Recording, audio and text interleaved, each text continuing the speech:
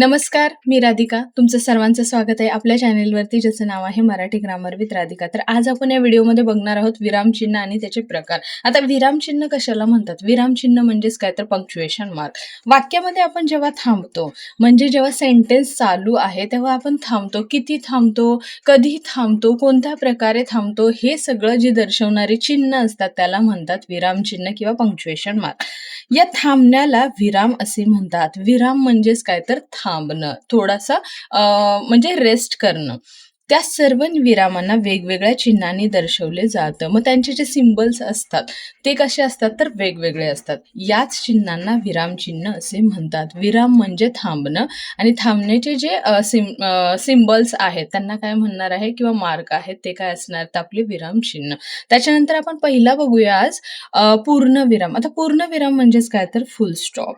आता त्याचं डेफिनेशन काय आहे? वाक्य पूर्ण झाल्यावर जे चिन्ह लिहिले जाते त्याला पूर्णविराम असे म्हणतात. पूर्णविराम म्हणजे हा असा फुल स्टॉप. वाक्य पूर्ण म्हणजे मला जे काही बोलायचं होतं ते सेंटेन्स माझं बोलून पूर्ण झालेलं आहे, म्हणजे काय तर मी इथे पूर्णपणे थांबणार आहे. सो हे काय झालं तर पूर्णविराम म्हणजे फुल स्टॉप. आता इंग्लिशमध्ये काय म्हणतात तर a mark that is use in a writing to show the end of the sentence. म्हणजे जेव्हा आपला सेंटेन्स संपलेला आहे तिथे जे मार्क लागणार आहे, जे सिम्बल्स येणार आहे ते काय असणार आहे आपलं फुल स्टॉप म्हणजेच पूर्णविराम. आता फॉर एक्झाम्पल, मी शाळेत जातो. इथे माझं जो सेंटेन्स आहे, जे वाक्य आहे हे बोलून पूर्ण झालेलं आहे. लास्टला काय झालंय फुल स्टॉप लागलेला आहे. सो इंग्लिशमध्ये कसं लिहिणार? I am going to school. इथे एक सेंटेन्स कंप्लीट झालेला आहे. जेव्हा सेंटेन्स कंप्लीट होणार आहे त्याच्यानंतर जे लागणार आहे त्याला काय म्हणतात तर फुल स्टॉप किंवा पूर्णविराम. पूर्णविराम म्हणजे पूर्णपणे थांबणे. सेकंड आहे मांजर चटईवर बसले.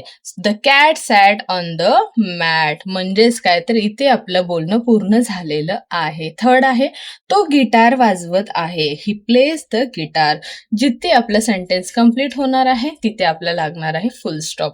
फोर्थ आहे सूर्य पूर्वेकडे उगवतो. The sun rises in the east. So अशा प्रकारे तुम्हाला मराठी आणि इंग्लिश दोघांमध्ये पूर्णविराम म्हणजेच फुल स्टॉप आला तर फाइंड आउट करणं आणि लिहिणं अशा प्रकारे करायचं आहे. आय होप तुम्हाला हा व्हिडिओ आवडला असेल. जर तुम्हाला माझे व्हिडिओ आवडत असतील, समजत असतील तर चॅनलला नक्की लाईक, शेअर आणि सबस्क्राईब करा.